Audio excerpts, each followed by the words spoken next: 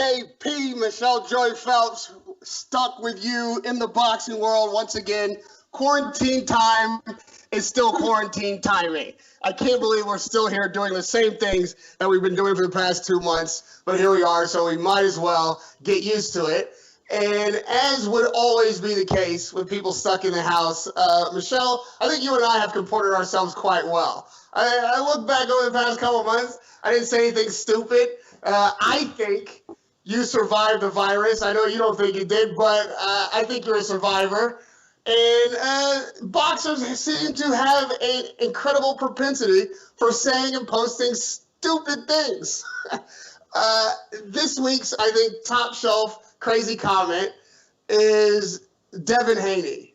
Devin Haney definitely made the biggest boxing news, I think, of the week. So I want to get this right so I can do the kid justice. And quoting exactly what he said. Because when I first saw it, I have to admit, I thought this was like somebody putting out, those fake tweets or those memes that you see and just trying to make fun of somebody's mind state or get a reaction to something people really didn't say. But I had to go check. This is an actual quote. And believe it or not, this isn't Bernard Hopkins. So obviously Devin Haney and Lomachenko have had a back and forth on Twitter for a while. All the guys at that weight have been getting at each other for some time. So that's nothing new. That wouldn't even be news. It wouldn't even make my radar raise. How really people are still chatting shit. Shocking. But this one, Devin Haney replying to Vasily Lomachenko, I will never lose to a white boy in my life. I don't care what nobody got to say. I can't no white boy beat me on any day of the week. Fight a white boy 10 times, I'm going to beat him 10 times. Okay. Now, those old boxing heads, or even people who took my advice a couple years back and have gone through the archives of some of the great fights, and you will stumble upon some of the great press conferences. Remember Bernard Hopkins making this same type of claim. I'm not saying a white boy can beat you, or if he does, he beats you because he's a white boy, or if you win, you beat him because you're a black guy. What I am saying is you don't want to be calling out all white boys at the same time. I find it, when I first read it, I'm like you, huh? And, I mean, you know me, Rahim, I hate any time race is the topic. I hate it. Like, it just boils my blood, Like, I just think it has nothing to do with it. If, you have to, everything's circumstantial, isn't it? How someone was raised, what environment they were in. I mean, for crying out loud, I don't know what half them Russians are doing, but you see videos of them wrestling bears and eating all types of meats and stuff. So I don't know what how they are raised, but I think the environment has everything to do with how someone is as a fighter. Also, their training methods and how dedicated they are to the sport. So, I mean, when you look at somebody like Vasily Lomachenko, and you can agree with me on this, like he's different. He's different. His training methods are different. Him and Usyk do things I have never, ever, ever seen fighters do. So, I don't know. I can't co-sign on that tweet just because I don't like when people bring up race, but you can't somebody based on their skin color as to how good or not good they are as a fighter. You can't. I don't have a problem with the racism of it all. That's part and parcel of the boxing world and history. Not that everybody's racist before you guys go nuts, but boxing does have cultural roots, geographic roots. Like the Mexicans come in with the waving the Mexican flag, say they all love the exact same song. I don't understand that part, but I like the song too, so I get it. They all seem to come into the same song. When Floyd's trying to wind him up, he does the ring walk with the sombrero on. And sometimes it crosses the line. I get wrong with somebody representing the country that they come from, but to generalize, he's not saying, no Russian's gonna beat me. He said no white man is gonna beat me. So and that's where I have the problem. It's like you don't want to be calling out all white boys at the same time. It's like if you're going to play the Super Bowl, you don't want to be like, no DB can stop me, because then every DB is going to put that up in his locker, and his whole game is going to be about stopping you. Just like you're prideful and whatever it is about you that you think, hey, no, I'm from Detroit, or I'm from New York, and we're Brooklyn, and nobody can beat Brooklyn Fighters and all that shit. We've been hearing that from the beginning of time. But if you make it a race thing and you say nobody in this race can beat you, you just up everybody in that race's game by 2 times. They're going to train harder for you. They're going to see that as like their racial pride on the line. Can you imagine if Lomachenko was like, yo, I know, I'm going to go to 140. I'm going to go to 140. But you know what? No colored guy's going to beat me. I don't care.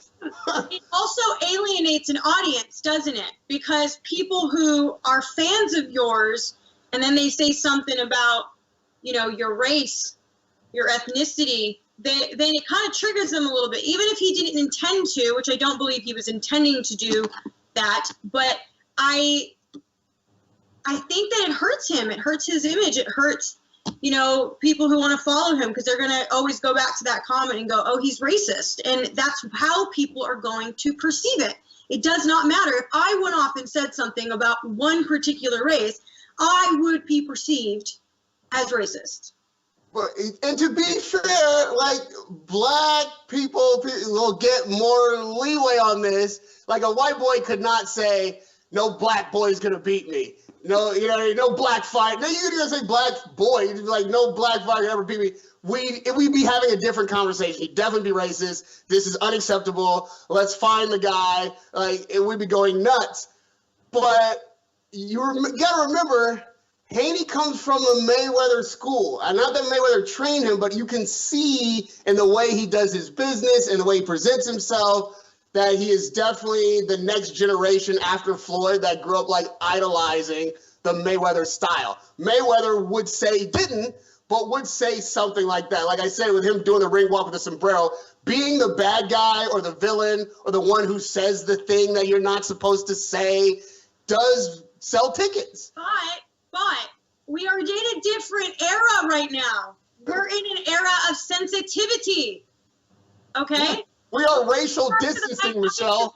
When we go back to the Mike Tyson days, and half the shit he said is very controversial if someone were to say it today. It's a different time. Unfortunately, whether you meant it a certain way or not, people are going to perceive it that way. So, all right. Well, it does beg the question, though. Does anybody beat Devin Haney? Yeah, because he's getting a lot of stick, obviously, for this comment, but he's also getting a lot of stick for not having, and it's not his fault, but not having won that WBC title in the traditional fashion. Right. There was a vacated title. You can just read out. It was a vacated title, and he got blessed with it because the guy holding the title, Lomachenko, was elevated to franchise champion or another made-up thing that the WBC does. And so he kind of got screwed out of his opportunity to win that title in the ring as a champion should. And to be fair, he did. He did want to. He had been calling out, Lomachenko. So that, needs to be clarified. It's not like, he hadn't tried prior to that happening. Now, I mentioned Floyd, and I think that Devin was really modeling himself after Floyd in a major way. And it sounds like Floyd has chimed in. I'm sure he watches the show. He's probably at home in the mansion, got his people around him. Haney tweeted, he said, I'm not racist and I never will be a racist. I'm chasing greatness. Hashtag. I'm not a racist. I never will be a racist. I'm chasing greatness. Hashtag undefeated. I rest my case. I mean, that could have come out of Floyd's diary. I literally don't believe that he's racist, but you can see where the tweet has a undertone to it that gives someone enough room to make their own opinion about it. It's a wildly racist comment, but you don't have to have been a racist to make it. And yes, I would say that if it was a white guy too, although nobody would listen to me. In fact, they'd be calling me a sellout if I did that, because they just don't have the room based on history to be able to even tread even anywhere close to that line. But I think like Haney's trying to stir the pot. He's trying to force the fight. Like, okay, money won't do it. We got these broadcast issues. Who's in what camp? Where are we supposed to fight? Clearly, Lomachenko's happy to take that so-called elevated franchise status. So he's trying to get at him any way he could. I don't think that the white boy thing is really going to work on Lomachenko. He'd probably have been better off. He had said, like, no Ukrainian is going to beat me. That would probably get under his skin a lot quicker than the white boy thing. And he is calling down the thunder. Like, I'm not picking a winner. It's no secret Devin can't stand, Lomachenko. Anytime you do an interview with him, he'll go off for like 3-4 minutes straight before he asks the next question, because he has a lot to say about that.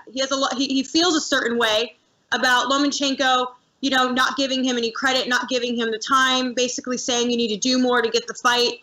You know what I mean? Like, yeah, that was his shot at greatness. He was denied an opportunity to be great. And, every day, every month, every unfortunate year that will go by that he hasn't had that opportunity, Lomachenko will get older. What if Teofimo Lopez goes in there and handles his business? If I was Devin Haney, I would be sick to my stomach if I had to watch Teofimo Lopez beat Lomachenko. All I'd be thinking is, man, I could have did that. That's my moment of glory. That's my moment to shine. No matter what Joshua says, when he saw Tyson Fury beat Deontay Wilder, and that 7th round towel comes flying over the top rope, he was sick.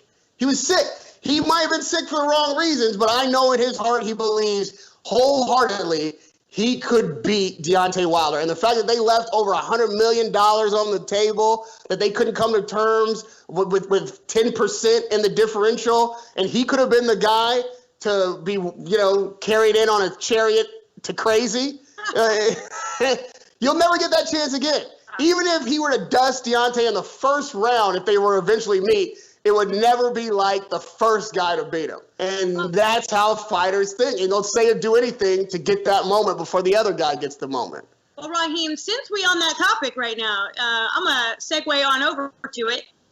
We got, some words were exchanged, or not exchanged, I'm sorry, words were said No. From Deontay that had a lot of talking on social media, where he talked about how he had surgery, how he wasn't himself. Anyone who knows him knows that was not Deontay Wilder that night.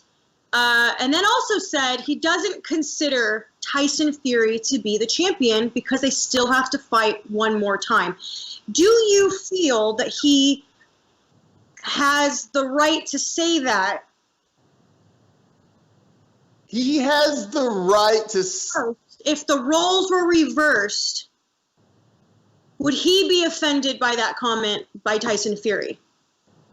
He has the right to say, that wasn't me in the ring. Yes.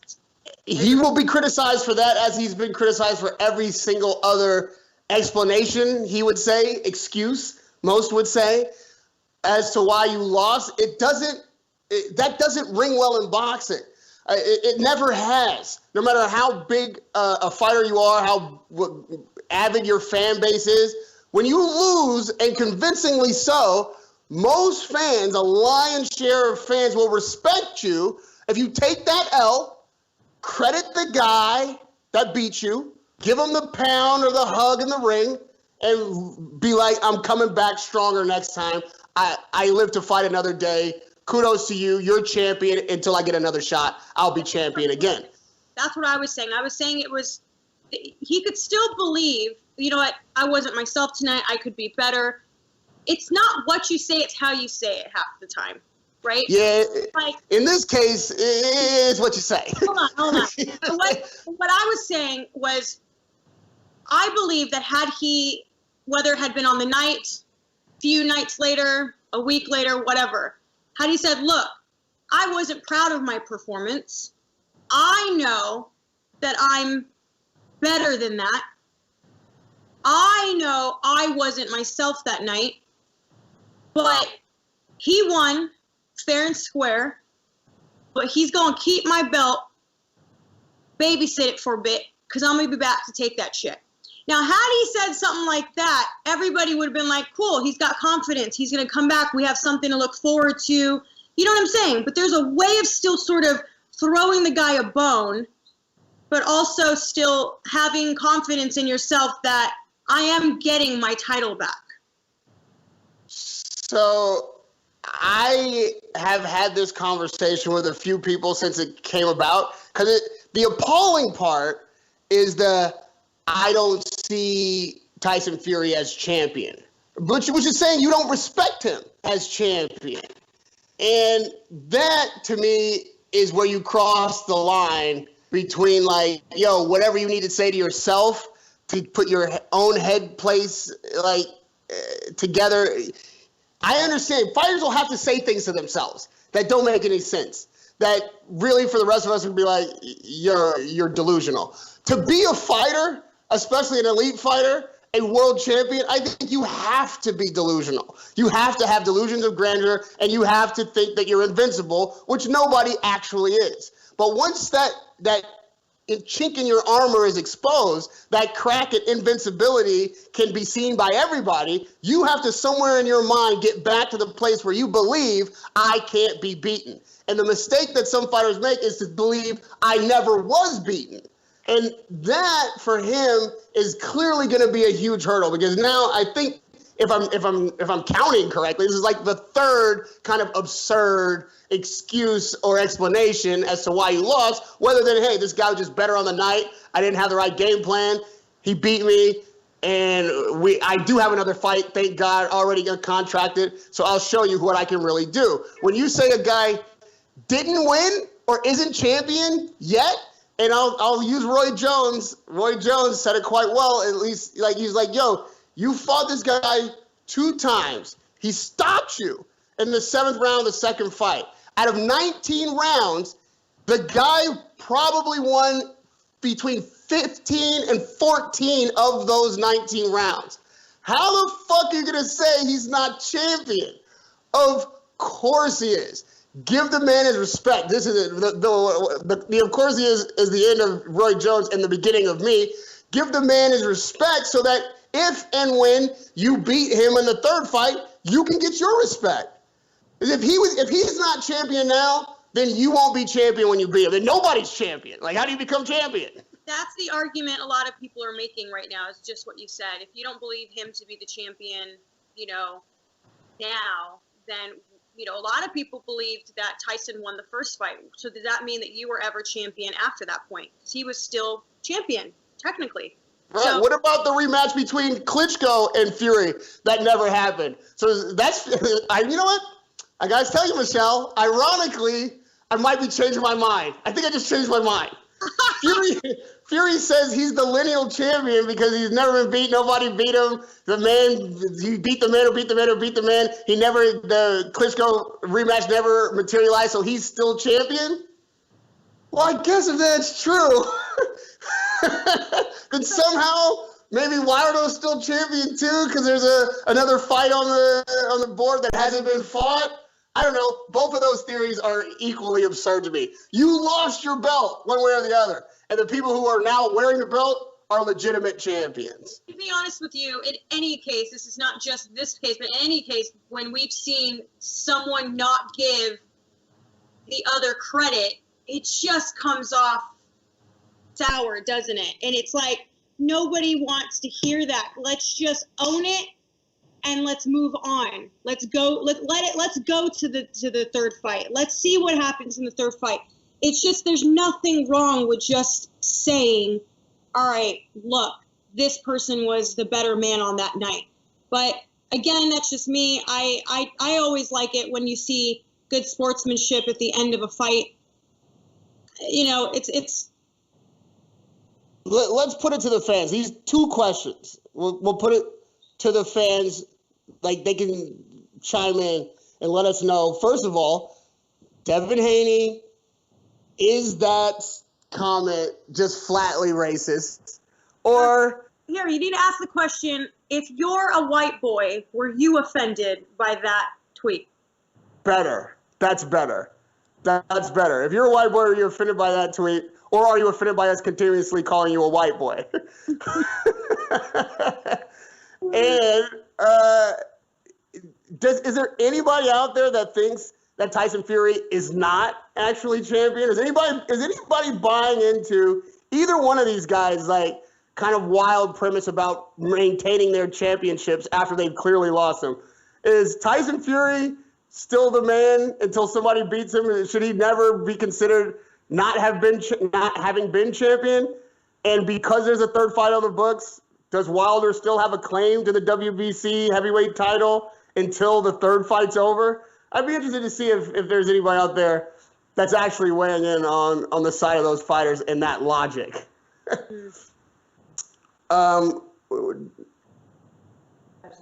they're, you know, like here's a question. Have you heard of Lucas Body, 135 pounds, lightweight champion, 9090? Okay, everybody with 9 fights and no losses is a future champion. I'm certain that you believe that, what was his name? It is Brandonian 33. Oh, you're talking about. No, yeah. Let me tell you guys something. This is what I love about boxing. There's never been a day in my life that I've entered a gym just to train myself, much less go to a media workout, or a fight and be walking through the crowd and not been stopped by somebody's like, yo, have you heard of my boy? You got to interview this dude. He's 3-0, 3 knockouts, yo. He's from deep, real Detroit, son. Like, you don't even know about cuz. How are you a boxing journalist, dog? We don't know because he hasn't done shit yet. This doesn't mean we're hating on him. It doesn't mean that he won't one day beat Roy Jones. At one point in Roy Jones' career, he was 3-0. And I haven't looked at the record, but I'm going to say with 3 knockouts. But I didn't interview him then either. It's like, give him a chance. I'm confused because I didn't hear anything that was just asked. So was it a question? Clearly there was a question. I can't restate the question because it's silly. Like, I just gave a hypothetical. It was just another guy that caught me walking through the crowd, was like, yo, my boy is 9-0, 9 knockouts, future champion, dog. Have you heard of him? though? Now, what's his name again? Oh, see, you're not even a real boxing journalist. You don't even know about my boy. He's fighting in clubs. In like Tupelo, Mississippi. How am I to know this? I'm not hating on your boy. I hope that your boy becomes world champion. And one day, you'll pull this from YouTube and be like, look at Radio Rahim hating on the next Roy Jones. And then, you know what? He'll probably make me stand outside his locker room for 90 minutes after the fight so I can talk to him for 4 fucking minutes about a knockout. So everything comes full circle, dog. Okay. Surely we got another question, no? Do we? Boxers wanting to take less money, like what happens and how boxing will run after the pandemic. So Joshua, announced that he would fight. So Joshua has announced through DAZN that he would fight for less behind closed doors, and actually his quote is, economically, I'm taking a big hit like the rest of the world, like the farm workers in California. Joshua said in an interview with DAZN's Prince Mannix. Yeah, I did think that was an interesting quote. You know this story, Michelle. Joshua was saying that he'd take less money to fight behind closed doors. They estimated maybe an $8 million loss if there's no audience. And he was saying like he'd be happy to do that just to get back to fighting. That's the thrust of his comment. I never heard that. Well, I said right when this thing started, and when the Saunders thing happened, and maybe Saunders loses his opportunity to Canelo, and people are like giving Canelo stick, like, oh, if he doesn't take this Saunders fight, he's ducking him. Yo, when this thing breaks, this shut-in, stay-home lockdown, everybody's got a right to try to get their money. And if you can get $8 million less, but to be fair, Joshua's not starving. If he's losing $8 million, he's still going to make upwards of 20. Yeah. I'd rather take upwards of 20 minus 8 than all of nothing and make us wait. Oh, shit. You see what I did there? That does a little Roy Jones in myself. That's unnatural.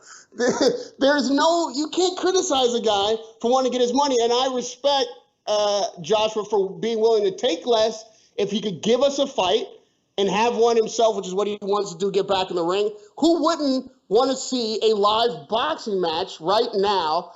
And could you imagine if, okay, Eddie Hearn was like, we got the arena, nobody can come, just the press and your family, but yeah, you got to take an $8 million pay cut. And Joshua was like, nah, I'll wait. We'd eviscerate him. Good. Are you okay with this, Rahim, to you? Like, are you all right with the idea of them possibly having these events, but media not being present? Because I know that the Bob Arum had mentioned that there wouldn't be media at these events. Okay, first of all, stop it. You have to have media at the event, not because I want to go, but because I have an obligation to observe. I mean, we can't leave what happens in the venue entirely up to the promoter and the requisite officials in the building. Like, there has to be an unbiased observer that knows what should be happening, that can report on what's actually happening and take accounts of what's happened once it has to give to the public for consumption. This is a combat sport. I wouldn't be in favor of that in a golf tournament, but where guys are beating each other and there's all kinds of things that can go wrong, or ways guys can cheat, or accounts that need to be firsthand. You have to have a press. You just can't do this without an impartial observer. You got to have somebody who's willing to call out, a judge here and there, if you know what I'm saying, or. I mean, yeah, I get it. You got to have multiple opinions there, because you can sit two people down and they'll completely see the fight differently. So, plus, accountability for what can happen without cameras. Yeah, I mean, listen, there's all kinds of, what if there's a glitch in the broadcast and the fight is going on and television goes down? Like, you have to have an impartial witness. The press has a job. It's to keep everybody honest. I see it as like I'm 50-50 about it, because on one hand I completely understand what you're saying. On the other hand, I feel like we need something to look forward to at this point. However, my fear is that they'll get too comfortable with doing this, that it'll extend well into 2021, where we're still not there. We're still not involved, because they found a sort of system that works without having audiences and without having press around, and they just want to kind of get through it. That's my fear, is that, well, okay, if we do that, how long are you guys going to be okay with doing that?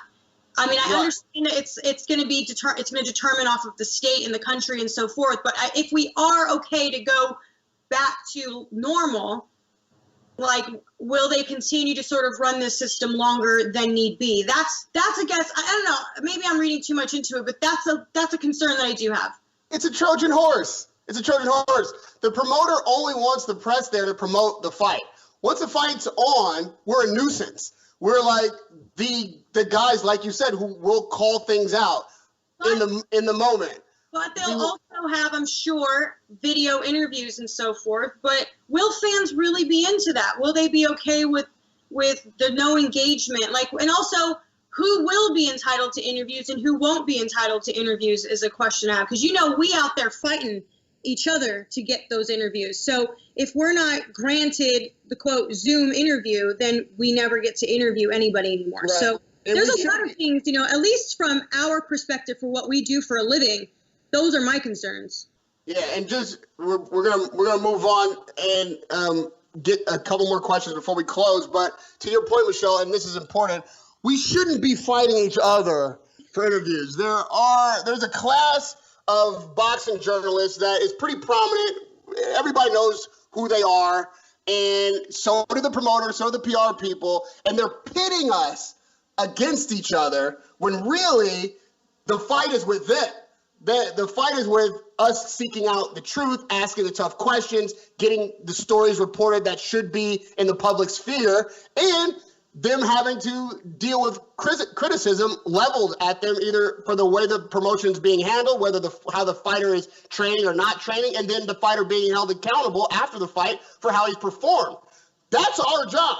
And the PR people, it's their job to make the fight and the fighter look the best, and the promoter's job to come off appearing to have done his job better than anybody else and checked all the boxes and crossed all the T's and dotted all the I's. And if anyone's going to call them out on not having done that, it'll be us. So instead of being accountable themselves and giving the proper press credentialed access to the event and the fighters and themselves, they try to pit us against each other like it's a bottleneck. And that's not true, never has been true, and this is what I think is behind some kind of bullshit, we're not going to have the press there for safety reasons type of agenda. It's unacceptable. Antibody test. Like, can I come with the antibody test and say, hey, look, right. I'm okay? Because if we're going to start testing everybody in boxing, I don't know the press are the people we should start with.